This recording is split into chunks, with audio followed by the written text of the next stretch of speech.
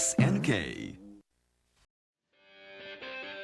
Eh bien bonjour à tous, voici une nouvelle vidéo pour vous parler du Mio Mini Plus avec l'interface Oignon UI. Alors est-ce que c'est bien ou c'est super bien ou c'est pas top? On va regarder ça dans la vidéo, allez c'est parti. Je tenais aussi à remercier les équipes du Discord de Mode in France. Toute la communauté est vraiment bienveillante et sympathique, dont Fed qui m'a aidé sur ce sujet pour tester le Mio Plus avec vous aujourd'hui. Donc là, quand il démarre, vous allez voir que c'est la version sous Oignon UI, donc l'interface open source qui a été développée pour ce matériel, donc cette console portable. Donc à l'écran, vous voyez un thème que moi j'ai choisi pour ma console portable qui me plaît. On va juste se voir après aussi comment le modifier. Là, on voit aussi toutes les consoles et tous les jeux par console qui vont être disponibles. Donc moi, j'ai rajouté mes jeux manuellement. C'est assez facile à faire dans la SD card. J'ai pris une SD card de 128 Go. C'est largement suffisant. Et vous voyez tout ce qui est possible. Rajouter des jeux en favoris. Avoir la liste des consoles. Des préférences aussi pour régler beaucoup de choses sur le matériel. Ça, je vous laisserai regarder si vous l'achetez ou pas. Et donc aussi dans les applications, beaucoup de paramétrages, dont le thème qu'on va regarder tout de suite après. Il fonctionne bien évidemment en Wi-Fi la majorité des émulateurs sont sous RetroArch, donc facilement configurables. Donc là vous pouvez voir les thèmes disponibles, donc ça c'est celui que j'utilise actuellement. Donc il y en a à peu près 130, il y en aura certainement des nouveaux à l'avenir. Ils sont tous assez originaux et très lisibles à l'écran. Donc je vous laisserai découvrir tout ça par vous-même. Et certains thèmes aussi ont des musiques de fond que vous pouvez bien évidemment enlever ou laisser, c'est selon votre choix. Je mettrai dans la description de la vidéo le lien vers le site pour installer Oignon UI, pour récupérer les thèmes et bien sûr le lien pour faire l'installation de tout cela. C'est vraiment pas très difficile, il faut juste prendre un petit peu de temps et après vous ne serez pas déçus. Là on va tester la Game Boy première du nom. Donc là vous voyez à l'écran Super Mario Land qui s'affiche, avec un petit overlay autour qui est très sympathique comme sur la console d'origine. Alors la maniabilité est très bonne, les touches et les boutons sont relativement gros on va dire pour être à l'aise avec la console portable. Pareil pour la croix directionnelle, vraiment c'est assez précis et confortable. Donc là vous voyez à l'écran le fond est assez vert comme la console d'origine. Donc vous pourrez librement changer les couleurs après, je vous montrerai comment faire. Ce qui est dommage c'est avec le téléphone, là, ce que je vous filme, le rendu n'est pas très loin d'être ce que je vois réellement. C'est trop clair, mais en réalité le rendu est vraiment très proche de la Game Boy d'origine, vous allez être surpris. Et donc à l'arrière de la console, vous avez aussi les boutons L1, R1, R2, L2 qui vous permettent de basculer dans les menus plus rapidement ou bien d'avoir des options dans les jeux comme vous allez le voir.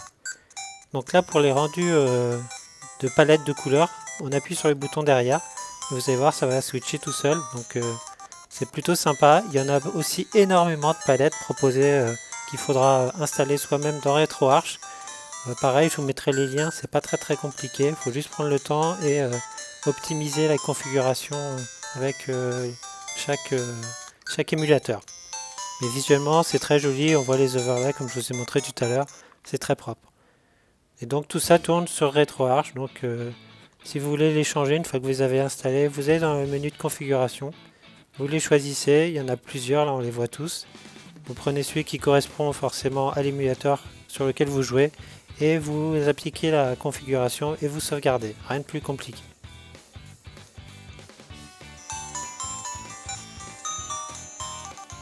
Donc après si vous voulez changer d'émulateur, donc vous appuyez sur le bouton du milieu, le bouton en haut, qui va prendre un petit peu de temps, hein. Sur certaines consoles ça prend entre 5 et 10 secondes, donc ça il faut être patient, hein. Ça va basculer mais il faut juste attendre un petit peu et après vous allez choisir la console suivante. Là on va essayer la Neo Geo Pocket Color sur un jeu de Capcom, donc de baston évidemment, et puis on va regarder ce que ça donne ensemble. Donc là on voit que le jeu avait été déjà démarré, donc je le restart via RetroArch.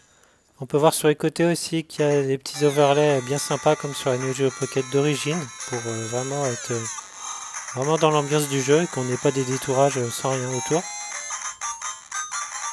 Donc visuellement c'est très propre, hein. Je rappelle c'est une dalle IPS je crois, donc vraiment un rendu de couleur très contrasté et chatoyant pour vos yeux.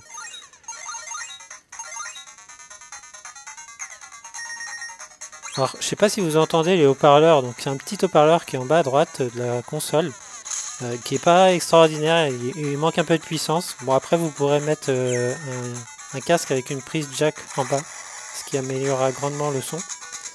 Et vous pourrez aussi régler sur les côtés le volume sonore de la console, mais à ce niveau-là, c'est pas extraordinaire pour le son.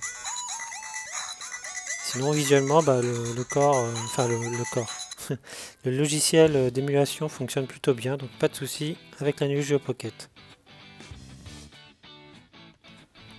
Donc pareil, on revient avec le bouton du haut sur le menu principal pour sortir de la console. Et on peut en tester une autre, donc on va tester une dernière console. Vous voyez, il y a vraiment beaucoup de choix, il suffit juste d'activer les émulateurs et d'installer les ROM dedans. Donc là on va tester la PlayStation avec le jeu Soul Edge en version japonaise. On va regarder ce que ça donne sur une petite console portable comme celle-ci.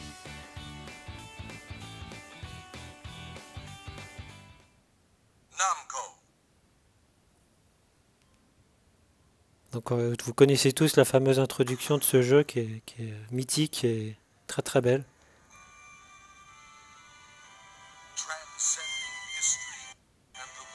Donc là vous avez vu, il y a un petit freeze sonore, et ça ne sera pas le seul sur le corps PlayStation.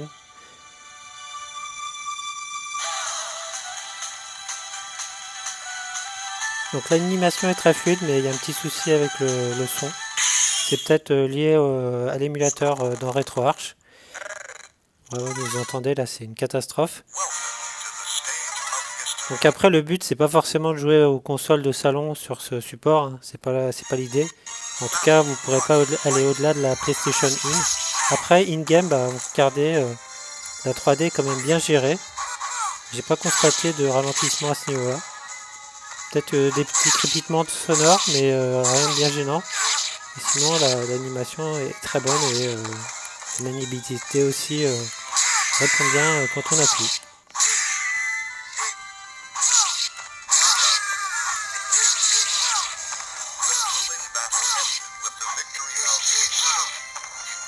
Voilà, donc c'est plus une console pour jouer vraiment aux émulateurs de portables que les autres. Mais vous pourrez néanmoins jouer aux jeux d'arcade aussi si vous le souhaitez. C'est tout à fait possible. Donc en conclusion, c'est vraiment une console portable très sympa. Le prix, moi je l'ai touché à 85 € sur Amazon, donc c'est raisonnable. Si je devais comparer ça avec une Analog Pocket, sans hésitation, je prends cette console. L'Analog Pocket permet de mettre les vraies cartouches, c'est sans conteste, il n'y a pas de souci. L'écran aussi de l'Analog Pocket est plus grand. Le défaut que j'aurais à dire sur cette console, c'est que l'écran, pour les gens comme moi, un petit peu âgés, entre guillemets, est vraiment petit. Donc vous allez vous tuer les yeux si vous n'avez pas l'habitude, il ne faudra pas être surpris. Donc c'est petit, par contre la résolution et la netteté de l'écran est vraiment très bonne. Et le confort en main est vraiment très bon, il n'y a pas de souci, ça vous ne serez pas déçu. Donc à vous de faire votre idée, votre choix. Voilà, cette vidéo est terminée, j'espère que ça vous aura plu. Donc n'hésitez pas à faire des commentaires, à liker, partager comme d'habitude, tout le tralala. Merci à tous, à très bientôt sur la chaîne et portez-vous bien. Ciao!